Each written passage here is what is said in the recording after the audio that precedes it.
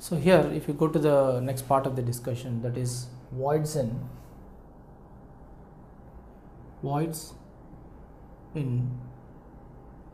unit cell. So when you go for voids in unit cell, here we all know that a void is nothing but a gap or a hole or simply an interstices.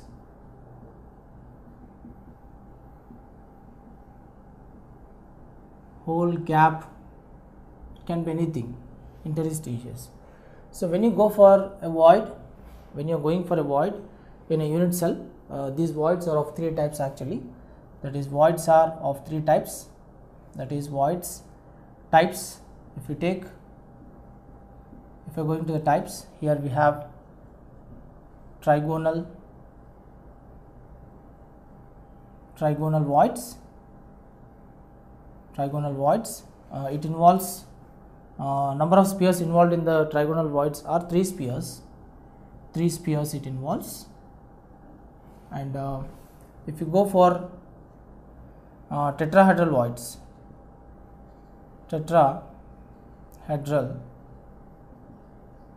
if you take tetrahedral voids, it involves 4 spheres. And if you go for octahedral voids, octahedral voids, if you take, it involves 6 spheres. So usually how to identify the octahedral voids, tetrahedral voids and trigonal voids in a given unit cell. If you take a crystal lattice, what I am going to do here is, like suppose if I am taking, you take a packing, that is in two-dimensional packing of crystal lattice, in two-dimensional packing of crystal lattice, you can see that in a given layer the spheres, individual spheres, that is lattice points in the form of atoms or ions, they are arranged in different pattern like this. Suppose if I am going it like this, what I am doing here is like something like this. If I want to take, you take the first sphere, you take the second sphere, you take the third sphere, fourth sphere, fifth sphere, sixth sphere, seventh sphere, and so on and so forth. This is the first set of spheres which are arranged linearly. Then when you are going for the second sphere, make sure that here there is a gap in between. So in the constriction or the depression between the two spheres, you try to place one sphere. So if I am placing one sphere like this, I am trying to create a depression like this. First I will try to create a depression like this. Then here I am going to create a depression. Here I am going to create a depression, and here I am going to create a depression. At the point of depression, you are trying to place one sphere. So one sphere I am placing it like this, then another sphere I am touching one sphere like this, then another sphere I am trying to take it like this, take the another sphere like this, take the another sphere like this, take the another sphere like this. Again do the same thing, take the depression. At the point of depression, you try to create a concave surface, concave surface, concave surface, concave surface, and concave surface. So here I'd like to take like this. I would like to take another sphere like this, like this, like this. Here slightly. So here like this. Of course, you can continue and you can spread one more sphere in the same pattern like this, touching the sphere, take it like this. So you can continue these spheres of the same level. They are also the spheres of the same level like this.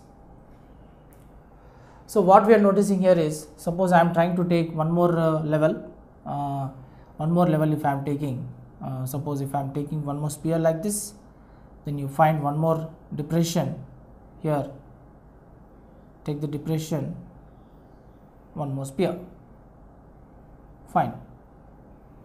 So now taking one more depression,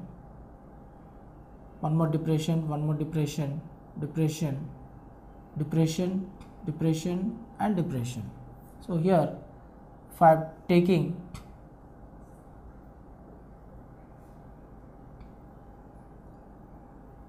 pattern of creating the spheres, so I will take few more chances. One more sphere I will try to take here, and one more sphere I am going to take it over here. Now for every 3 spheres you try to take one joining the 3 spheres. Suppose for example, if I am trying to take one sphere like this, joining the 3 spheres you try to place one more sphere. So here if I take one sphere like this, if I am taking one sphere, I am trying to place one sphere in this pattern, then I will take another sphere touching the 3 spheres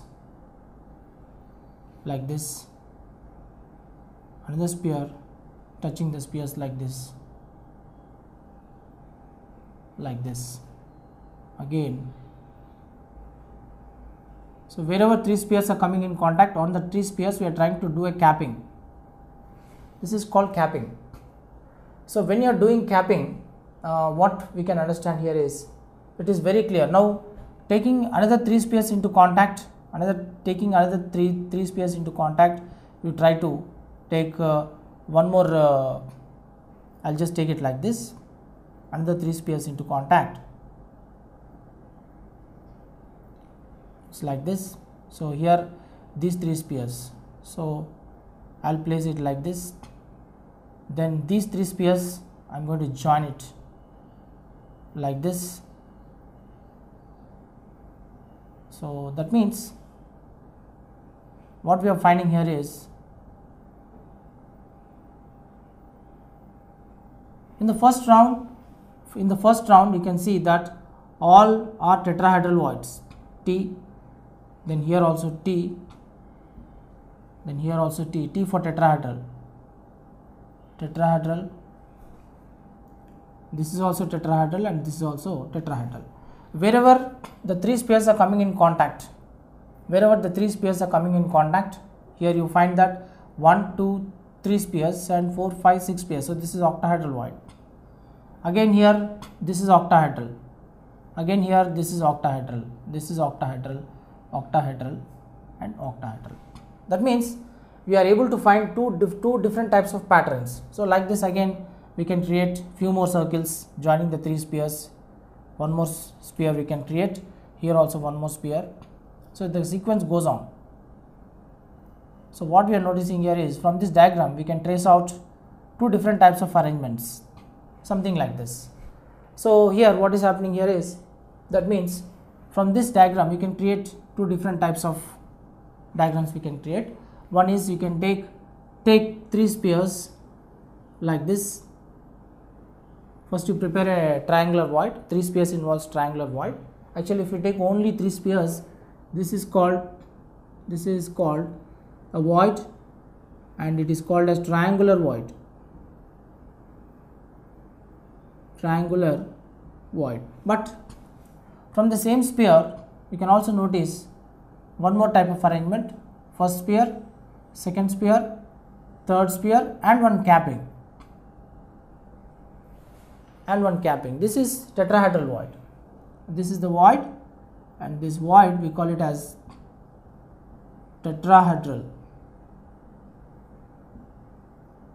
void, because number of spheres involved are 4 spheres. Now coming back to octahedral void, it's like this: take the first sphere, take the second sphere, take the third sphere, and you try to join the 3 spheres. At joining the 2 spheres you try to take 3 more spheres like this. 3 more spheres you take it like this, joining the 3 spheres. So this comes under this void. This void comes under, this is octahedral void. That means what is happening is, now that means we have identified one tetrahedral void and we have also identified one octahedral void from this three-dimensional arrangement. Two-dimensional arrangement. In this two-dimensional arrangement, different types of alignments of spheres. In the first layer, all the atoms are same, but the alignment is different. On the first layer, we are trying to place second layer. The second layers, once you start placing the spheres on the second layer, you are able to produce three types of voids actually. Triangular voids you are able to prepare. You are trying to prepare tetrahedral voids, and you are also able to prepare octahedral voids. Now let us go for identification of tetrahedral voids and octahedral voids. So here look at this voids. After the diagram, if you go to the voids, what do you exactly mean by voids? Voids are also called as interstices. Voids are also called as interstices, and these are called gaps, or they can be called as holes.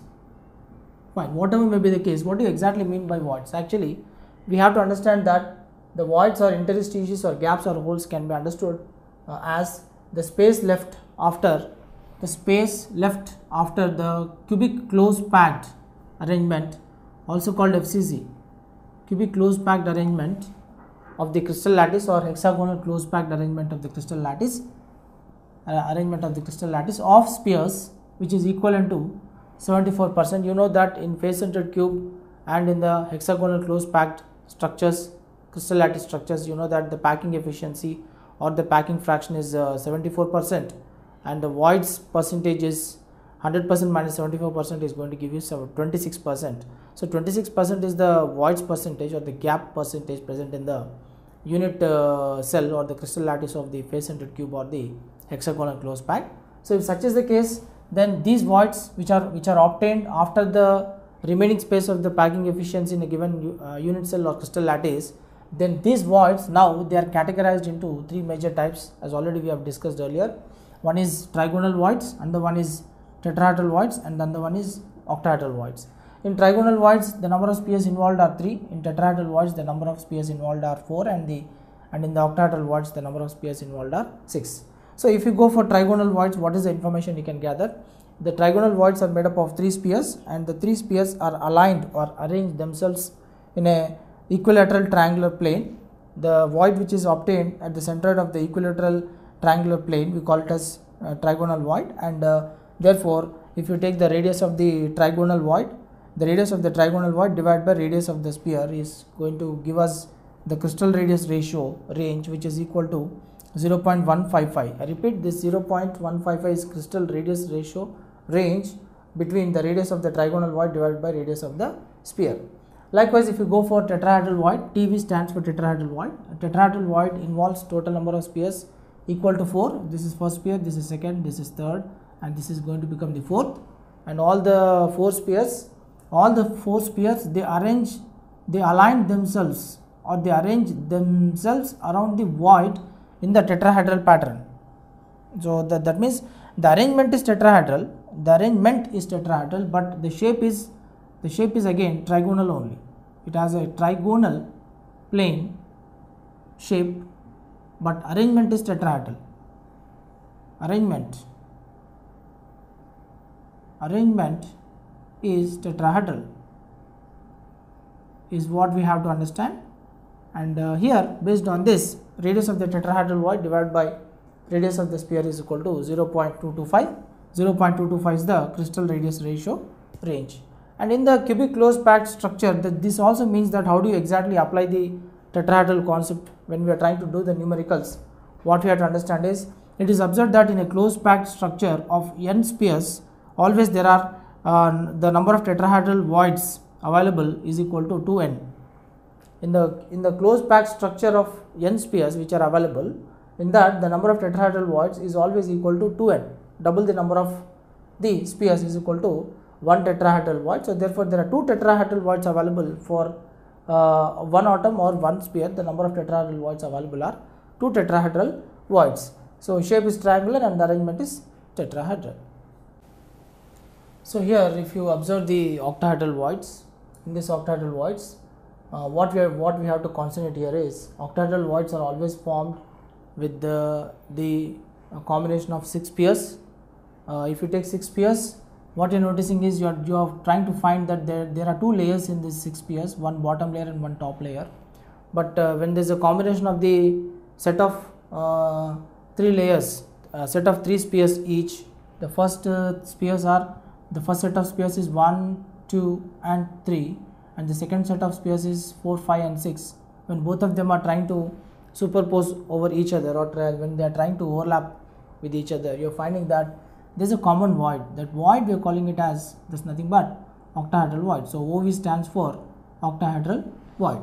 So, and what we are noticing here is the octahedral void is actually formed by the combination of, that is, octahedral void is formed by the combination of 2 equilateral triangles. Octahedral void is formed by combination of 2 equilateral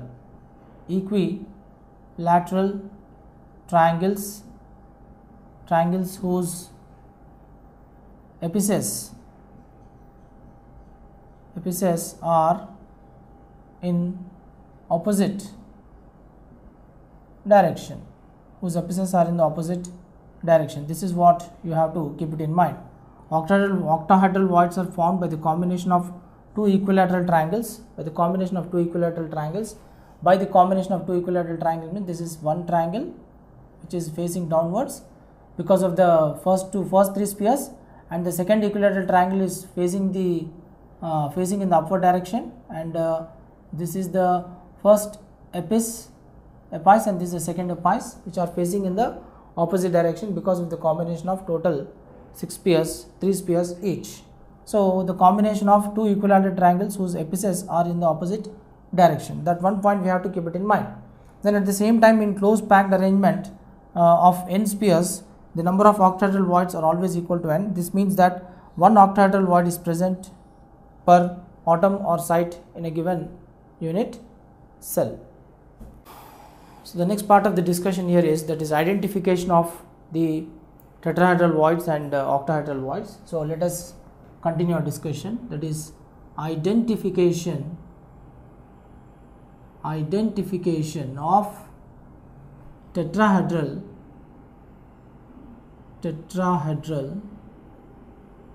and octahedral voids. Tetrahedral and octahedral voids. So if you go to the identification of tetrahedral and octahedral voids, what we need to understand here is, take a unit cell. If I am taking a unit cell, just suppose for example, if I am going for identification of that is tetrahedral voids, in this A, identification of tetrahedral voids. Tetrahedral voids, say you can just take it for convenience TV. So here the best thing what I can do here is, suppose I am taking here, that is take one rectangle or square, whatever, then you can just take it here. So this is, join the 2 squares, and here also you join it. So here also you join it properly. Then you try to join here also. This also is joined. Then here you just mark the faces in the meantime. This is the first face, this is the second face, third, this is fourth, this is fifth, and for this the center is, say this is the center, and for this the center is, this is the center. Fine. And now what we can do is, you just try to join everything here. So suppose if I am trying to join this, actually we are trying to mark the edges. When you are trying to extend the face between the two edge lengths, means you are trying to highlight the edges. The point where the dotted line is extending between the 2 edge lengths, that's nothing but the face is always in between the 2 edges. In this one particular point, what you have to understand is the face is always between the 2 edges. So here also the face is between the 2 edges.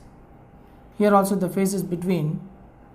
Here also the face is between, or else I'll just place it like this.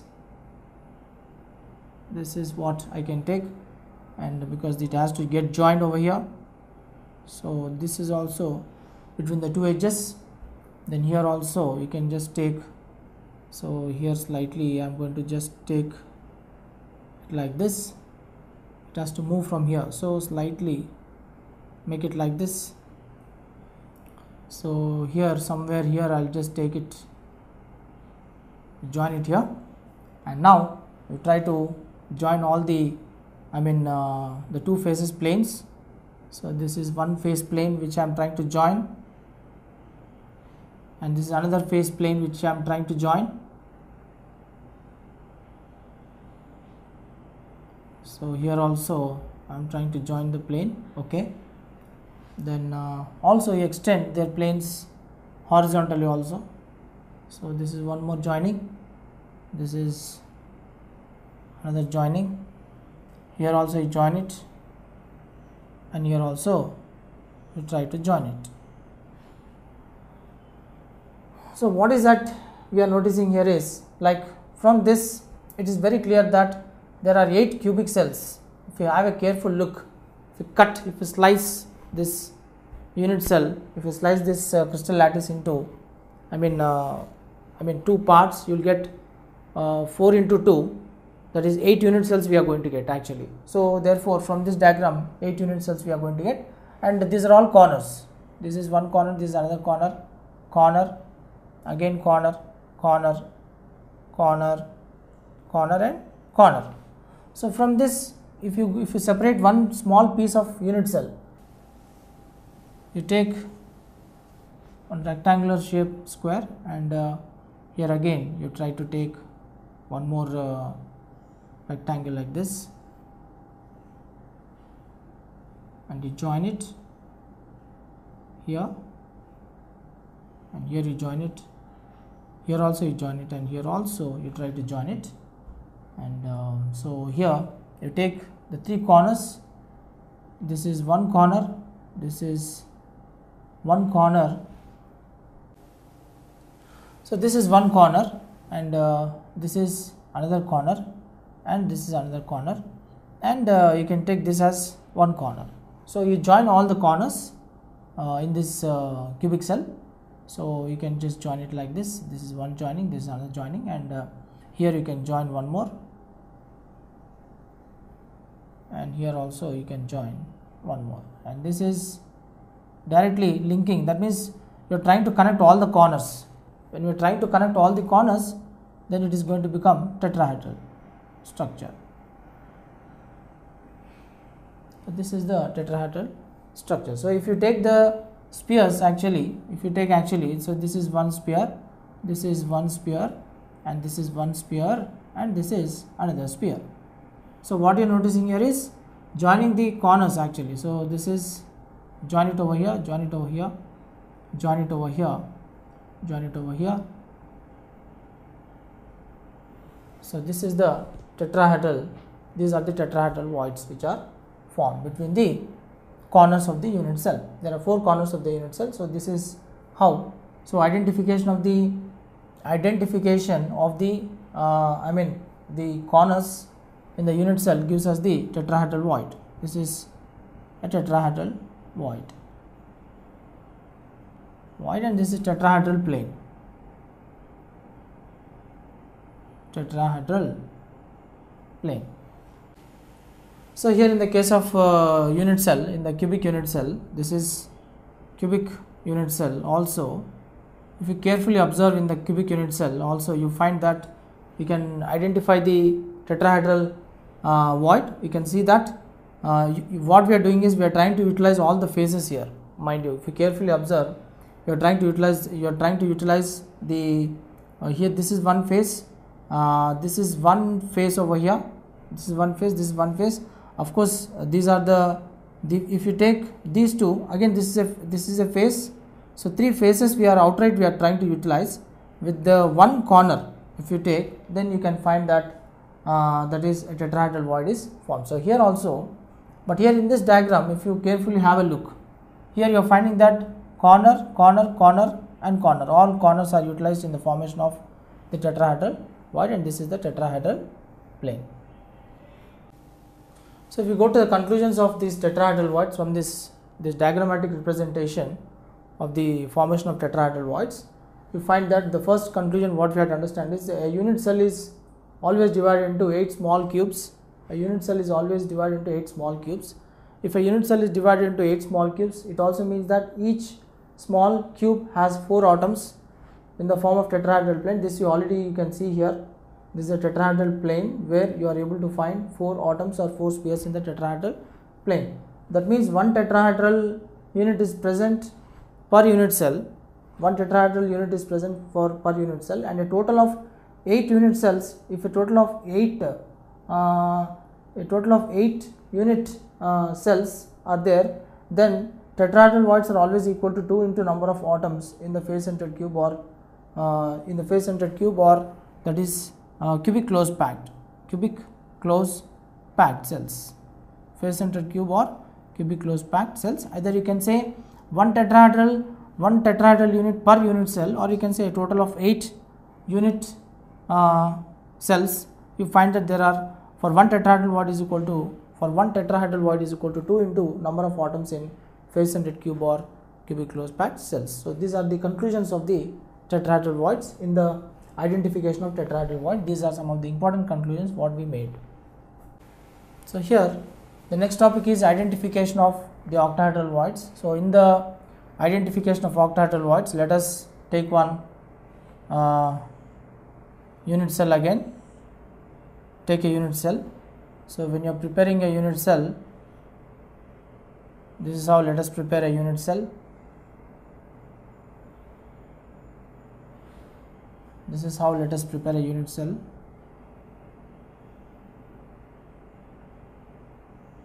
This is also a unit cell. So here what is happening here is like one thing what we have to understand is when you are trying to identify the octahedral voids is nothing but location. When you are going for location of octahedral voids, what we need to understand is body center. BC stands for body center. Body center is surrounded by 6 spheres. All these 6 spheres are nothing but they are 6 face centers. This is the point which you have to catch when you are trying to locate the octahedral voids. For one body center, there are 6 spheres which are oriented in the octahedral plane.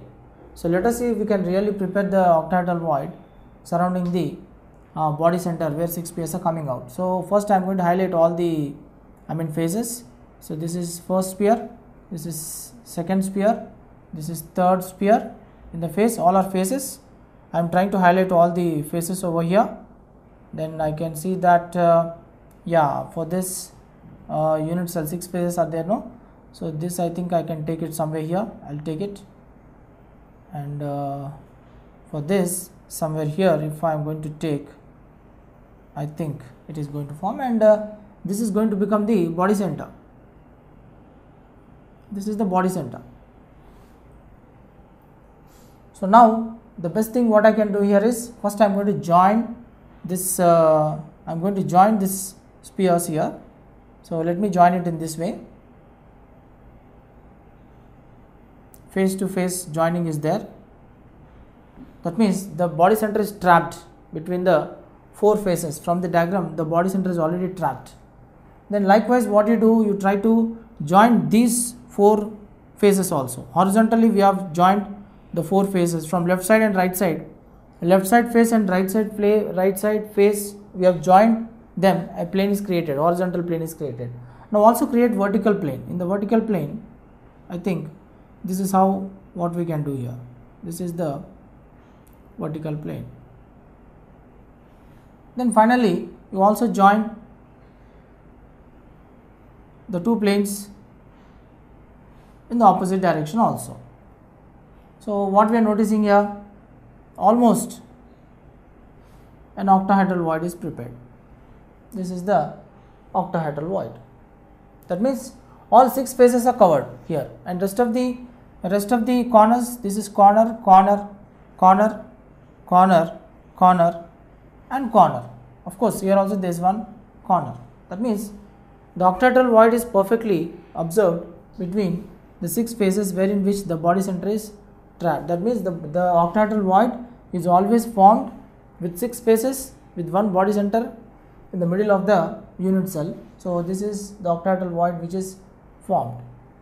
So here if you go to the conclusions of the octahedral voids, in the conclusions what we have to understand is a body center is surrounded by 6 atoms which are present on face center, which gives one octahedral void. Yes, that is very clear. This statement is clear from this diagram.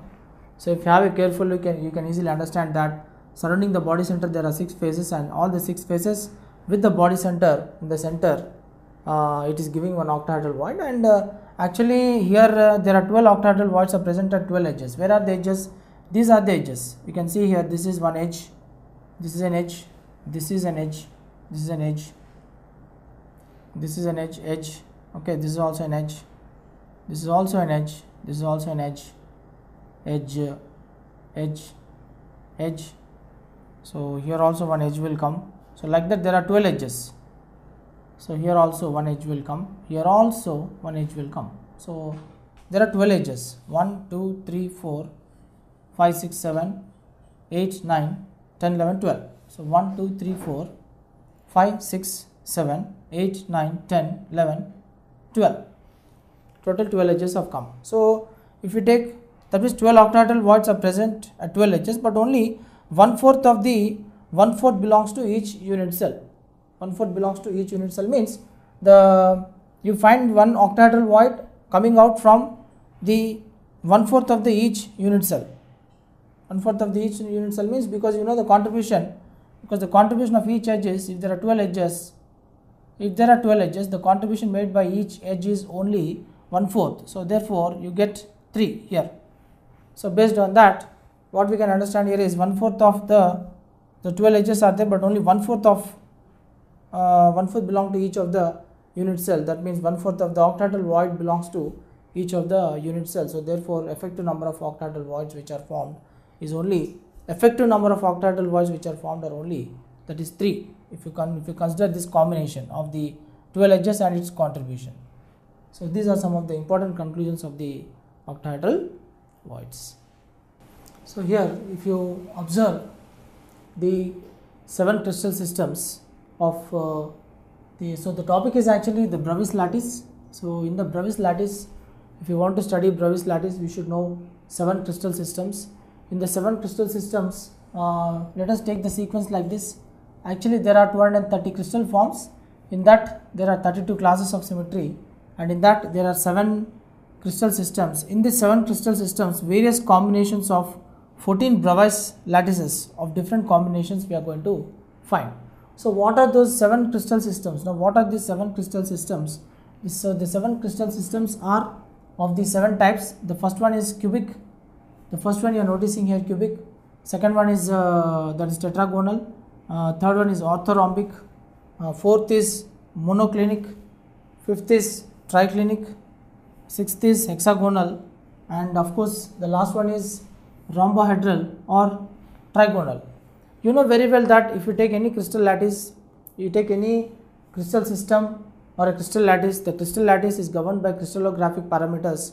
What are the crystallographic parameters? The crystallographic parameters are mainly the interfacial angles. You can see in every crystal system, whether it is cubic or tetragonal or orthorhombic or hexagonal or triclinic, monoclinic, rhombohedral, you take any crystal system, if you carefully observe, you are finding that there are 2 parameters which are involved in the structures. That is, one is the interfacial angles, that is alpha, beta and gamma, and the one is the respective edge lengths, that is A of C, A, B, C, again A of A.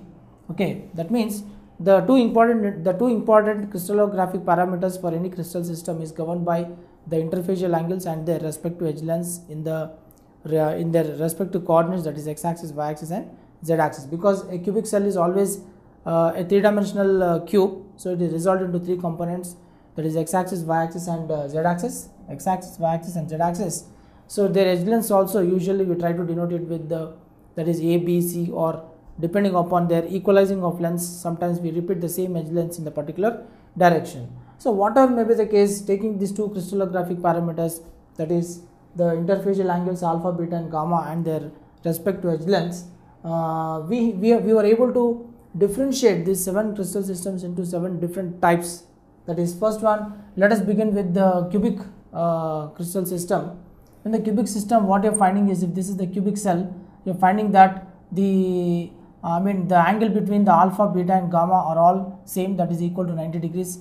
Angle of alpha is 90, beta is 90 and gamma is also 90. So therefore their respective edge lengths also, A is equal to B is equal to C.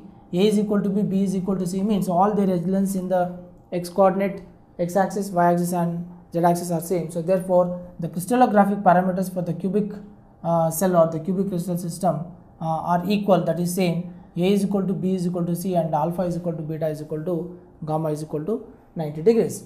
If you go for tetragonal crystal system, it is actually called as elongated cube, because you find that out of 6 faces, the one pair of the face is quite stretched in the vertical plane. If you carefully observe, you are finding that the faces in the horizontal plane are lesser, the length of the face in the horizontal plane are lesser than the length of the planes in the vertical plane. So the cubic cell, the cube is trying to look like a stretched cube in the vertical plane. So therefore that's the reason you are finding that their edge lengths are not same, and that's the reason we are saying that A is equal to B but B is not equal to C. A is equal to B means more or less you are finding that the out of the 6 faces, the four faces are almost lookalikes, but one face that is being stretched.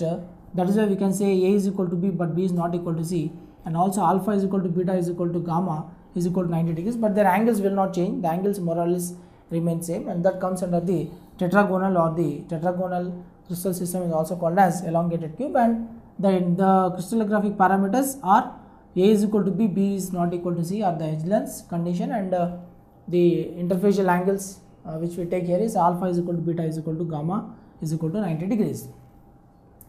Going for the third crystal system, that is orthorhombic. Orthorhombic is also called flattened cube. If you go for flattened cube, this is elongated cube. Elongated means like it is stretching to a long distance, whereas flattened is compressed cube. If you go for the compressed cube, that is orthorhombic. Again here also A is not equal to B, B is not equal to C and C is not equal to B. So that means they have different edge lengths because of the compression of the cube. Because of the compression of the cube, you find that the 3 edge lengths are not same. So A is not equal to B, B is not equal to C. Of course the crystallographic parameters in terms of interfacial angles, again their angles are same. The angles will not change, but their edge lengths may change because of the compression placed in the cube, thereby making different phases with different edge lengths, with different dimensions of the edge length. That is A is not equal to B, B is not equal to C. That is orthorhombic. Coming back to monoclinic, if you go for monoclinic, you find that number of pair of faces in same length. Number of pair of faces in same length means might be here when you are saying number of pair of faces in same length, you are finding that no 3 edge lengths are same, all 3 edge lengths are different here, and number of pair of faces are in same length means it is because of that reason we are saying that alpha is equal to gamma is equal to 90 degrees, alpha is equal to gamma is equal to 90 degrees, but beta is not equal to 90 degrees. It is equal to beta is not equal to 90 degrees means it cannot be equal to 90 degrees. It may be greater than the 90 degrees or it may be lesser than the 90 degrees, or you can consider it as greater than the 90 degrees only. Go for next, if you go for triclinic, none of the faces are at right angles to each other. That is why you can see that all the edge lengths are different. A is not equal to B and B is not equal to C. So A is not equal to B, B is not equal to C, and also alpha is equal to beta is equal to gamma. Interfacial angles also they are not equal to 90 degrees. If you go for hexagonal crystal system, A is equal to B but B is not equal to C. That is clearly reflected. If the edge lengths are within the hexagonal plane, their edge lengths are same, but once the edge length is moving out of the plane in the perpendicular direction, it is equal to C, and so therefore A is equal to B but B is not equal to C. Of course alpha is equal to beta is equal to gamma, but alpha and beta they are 90 degrees, but gamma is almost 120 degrees. This is what you have to observe in the case of crystallographic parameters in the case of hexagonal crystal system. Coming back to the last one, that is rhombohedral or the trigonal. Here what we are noticing here is it is just like pressed at one side of the angle, so it is rhombohedral, and or we can call it as trigonal. You are finding that their edge lengths are almost same in all the axes, but the interfacial angles alpha is equal to beta is equal to gamma is not equal to 90 degrees. None of the angle is equal to 90 degrees. That is why alpha is equal to beta is equal to gamma is equal to 90 degrees. So these are the 7 crystal systems where we have worked out with respect to the Brahmas lattice. So from these 7 crystal systems, each crystal system is having some set of the Brahmas lattices. For example, cubic has 3 set of Brahmas lattices, and like the tetragonal, orthorhombic, monoclinic, triclinic, hexagonal, every crystal system is having some specific number of Brahmas lattices. The specific number of Brahmas lattices for each crystal system, now we are going to study using a small table. So here, after completing the diagrammatic view of the 7 crystal systems in the earlier case, now let us learn the same 7 crystal systems in terms of the Brahmas lattice using the tabular form. In this tabular form, what we are noticing here is, here we are taking crystal system in the first column, then Brahmas lattices, then we are taking crystallographic parameters with respect to interfacial angles and also the edge lengths and their respective examples. So if you are taking this tabular form, very clearly you are able to understand. It's a very simple lucid method of understanding. So here what we are doing here is, the first crystal system is cubic. It contains 3 types of Brahmas lattices. One is primitive, and one is face center, and one is body center. BC for body center, FC for face center, and primitive, it's a simple cube. If you take the interfacial angles from the diagrammatic view, check the previous diagrammatic view. Alpha is equal to beta is equal to gamma is equal to 90 degrees, and their edge length is equal to A is equal to B is equal to C, and these are all the examples. Sodium chloride is rock salt, cesium chloride, calcium fluoride that is fluorite, and calcium oxide quicklime solid, potassium chloride is a solid, zinc sulfide, zinc blend, copper, silver, and diamond are some of the examples for the first case, that is cubic. In the second crystal system, that is rhombohedral, it contains only one type of Brahmas lattice, that is primitive, and its interfacial angles alpha is equal to beta is equal to gamma is not equal to 90 degrees, and so therefore, but however the edge lengths are equal to same, unit cells are same. And SiO2 examples, if you take SiO2 is quartz, AS is arsenic, antimony, sodium nitrate, Hg that is cinnabar, and calcite are some of the suitable examples for the crystal system, that is rhombohedral. Go for orthorhombic, it has 3 types of Brahmas lattices, primitive, face center, body center, and that is end center. There is one more type of that is unit cell called end center. So it has 4 types of Brahmas lattices. Orthorhombic is the only, the crystal system which contains all 4 types of the Brahmas lattices in the form of unit cells. Alpha is equal to beta is equal to gamma is equal to 90 degrees, which is interfacial angles, and their edge lengths, however, none of the edge length is same. So therefore, A is not equal to B, B is not equal to C. However, if you take the examples, potassium sulfate, barium sulfate, barytes, potassium nitrate, that is Indian saltpeter, limestone, and PbCO3, lead carbonate are the examples. Go for triclinic, one Brahmas lattice you find, that is primitive. Their interfacial angles are not equal, none of the interfacial angle is same, so not equal to 90 degrees. None of the edge lengths are also same, so therefore all are not equal to same. A is not equal to B, B is not equal to C. So examples, cupric sulfate, copper sulfate, potassium dichromate, and boric acid. H3BO3 is boric acid. Go for the monoclinic, it is having 2 Brahmas lattices, primitive and that is end center.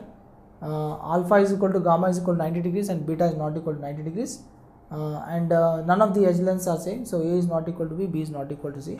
And calcium sulfate, potassium chlorate, potassium ferrocyanide are the best examples for, that is monoclinic. Tetragonal, you have 2 Brahmas lattices, primitive and body center. A is equal to, alpha is equal to beta, beta is equal to gamma is equal to 90 degrees, and also A is equal to B, B is equal to C. That means 2 of the sides of the edge lengths are same, but the third side is not equal. So tin stone, the SiO2 is tin stone, TiO2, I think this is rutile TiO2, and potassium hexachloroplatinate complex also comes under the, that is tetragonal crystal system. Last one is hexagonal, it contains only one type of Brahmas lattice, that is primitive.